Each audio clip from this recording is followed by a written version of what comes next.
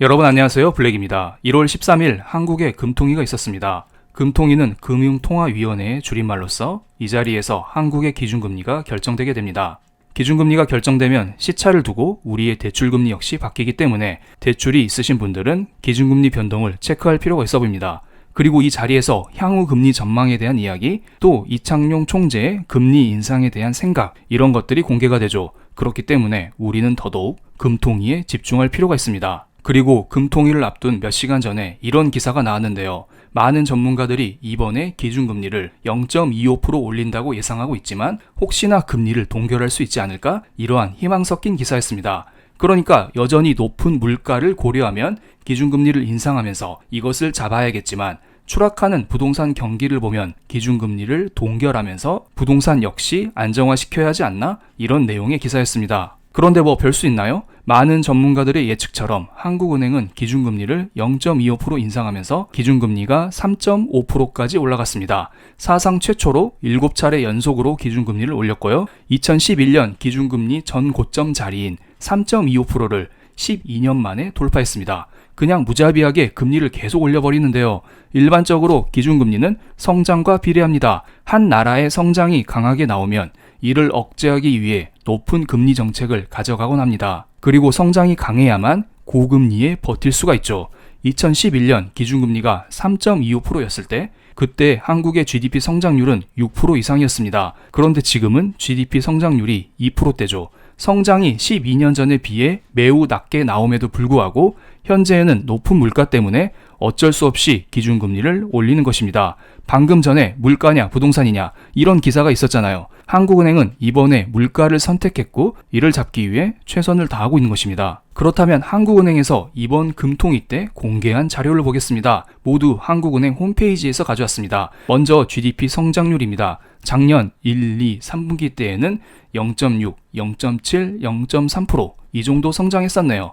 그럼 4분기 때 대략 0.5%가 나온다고 해도 2022년 GDP 성장률은 2%에서 머물 것으로 보이고요. 확실히 우리나라 성장률이 많이 둔화되었습니다. 아무래도 인플레이션으로 인한 경기 침체 때문에 한국의 수출이 급감한 영향이 크겠죠. 그리고 빨간색으로 밑줄 친 부분을 보면 2023년 성장률 전망치는 기존 전망치 1.7%를 하회할 것으로 예상했습니다. 올해 경제가 더 안 좋아진다는 것입니다. 그렇다면 이렇게 성장이 꺾임에도 불구하고 한국은행으로 하여금 기준금리를 올리게 만드는 물가는 어떻게 움직일까요? 소비자 물가가 작년 1, 2, 3, 4분기 때 각각 3.8, 5.4, 5.9, 5.3% 이렇게 높아졌는데요.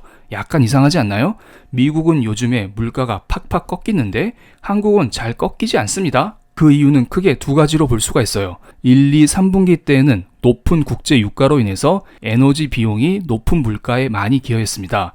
하지만 4분기 때에는 전기, 수도, 가스 요금 같은 공공요금 때문에 소비자 물가가 높아진 상황입니다. 국제유가는 최근에 80불 이하로 내려왔기 때문에 석유 문제는 앞으로 조금은 안심할 수 있겠지만 전기, 수도, 가스 요금 같은 공공요금은 앞으로 몇 번 더 올릴 계획이기 때문에 이것 때문에 앞으로 한국의 물가 상승률이 어느 정도 높게 나올 가능성을 열어둬야겠습니다. 다른 선진국들은 진작에 공공요금을 올려서 물가가 이미 팍 튀었다가 지금은 팍 꺾이고 있는데요. 한국은 뒤늦게 공공요금을 올리다 보니 이런 문제가 발생하는 것입니다. 그렇기 때문에 한국은행 입장에서도 지금 당장 금리 동결을 외치기에는 애매한 상황입니다. 물가를 먼저 잡아야 합니다. 그리고 중요한 것은 올해 물가 상승률 전망치를 3.6%로 잡고 있습니다. 2022년에 5%대보다 낮아지긴 하겠지만 여전히 중앙은행의 물가 목표치인 2%를 상회하는 것으로 보입니다. 그리고 다른 이야기지만 이런 자료가 있어서 하나 가져왔습니다. 작년 레고랜드 사태 이후에 회사채 금리가 급등했었는데요. 3년 우량 회사채 금리가 그때 당시 5.58%까지 올랐었는데요. 지금은 1% 정도 내려간 4.73%까지 내려왔습니다. 회사채 시장이 꽤 진정되었다는 사실을 알려드리겠습니다. 그래서 현재 여러 대기업들은 회사채 발행에 성공하고 있다. 이런 기사가 간간히 들려오곤 하죠. 하지만 한국은행은 여전히 PF 대출에 대해서는 높은 신용 경계감을 유지하고 있다고 했습니다. 워낙 PF 대출의 규모가 크기 때문에 안심할 수 없는 노릇이겠죠. 그리고 이창용 총재는 앞으로 금리 인하에 대해서 선을 딱 그었습니다. 혹시 여기에서 기준금리 인상을 멈출지라도 고금리를 유지하겠다, 이런 기조를 가져가고 있습니다. 그렇기 때문에 엄청 부풀어진 PF 대출 시장을 그냥 안심할 수 있다, 이렇게 이야기를 하지는 못한 것입니다. 마지막으로 향후 정책 방향에 대해서 보겠습니다. 그래서 종합적으로 국내 경제의 성장률이 낮아지겠지만 물가가 목표 수준을 상회하는 높은 오름세를 지속할 것으로 예상되기 때문에 물가 안정에 중점을 두고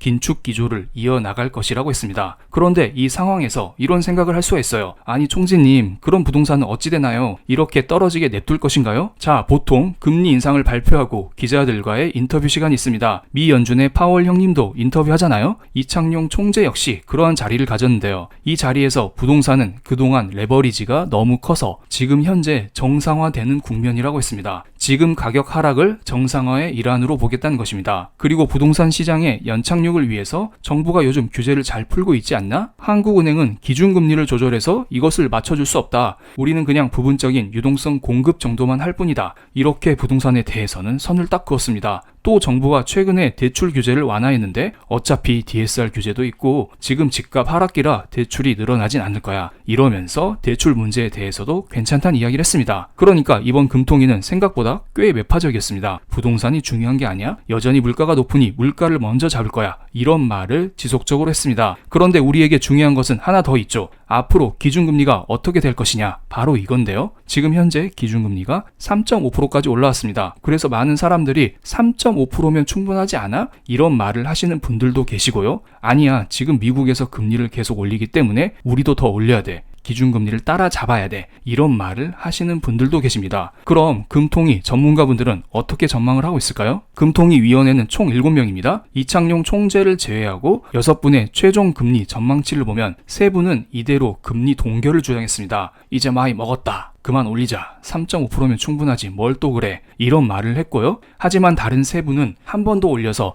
3.75%까지 만들자고 했습니다. 아직 물가가 높잖아. 그리고 미국이 얼마나 더 올릴지 몰라. 금리는 한 번 정도 더 올려야 돼. 이런 식으로 3대3으로 금리 전망이 엇갈렸습니다. 그래도 이 정도면 만약에 미국에서 금리 인상 속도만 늦춰준다면 한국은행에서 더 이상 올리지 않고 3.5% 정도에서 최종 금리를 유지할 가능성이 높아 보입니다. 요즘 미국에서도 금리 인상 속도 조절 이야기가 지속적으로 나오고 있습니다. 최근에 미국의 소비자 물가 지수가 급격하게 꺾이면서 라파엘 보스틱 애틀란타 연은 총재, 수잔 콜린스 보스턴 연은 총재, 메리 데일리 샌프란시스코 연은 총재가 다 같이 입을 모아 2월 연준회의에서 0.25% 금리 인상을 지지하고 있습니다. 지금까지 미국은 0.75%, 0.5% 한 번에 이렇게 금리를 팍팍 올려왔었는데요. 지금 금리가 4.5%까지 올라갔기 때문에 이제는 속도 조절을 할 필요가 있지 않나? 소비자 물가지수도 많이 꺾였잖아, 이런 이야기를 하고 있습니다. 이것들을 감안하면 한국은행 역시 앞으로 금리를 급하게 올릴 이유는 없어 보이고요. 하지만 여러분 오해하지 마세요. 지금 미국과 한국을 비롯해서 글로벌리 트렌드는 금리 인상 속도 조절인 것은 맞습니다. 하지만 금리 인하에 대해서는 다들 선을 긋고 있습니다. 그러니까 지금의 고금리를 유지하겠다는 말을 이창용 총재를 비롯해서 파월 연준의장도 지속적으로 하고 있는 것입니다. 이번에는 미국의 2년물 국채금리와 한국의 국고채 3년물 금리를 비교해 보겠습니다.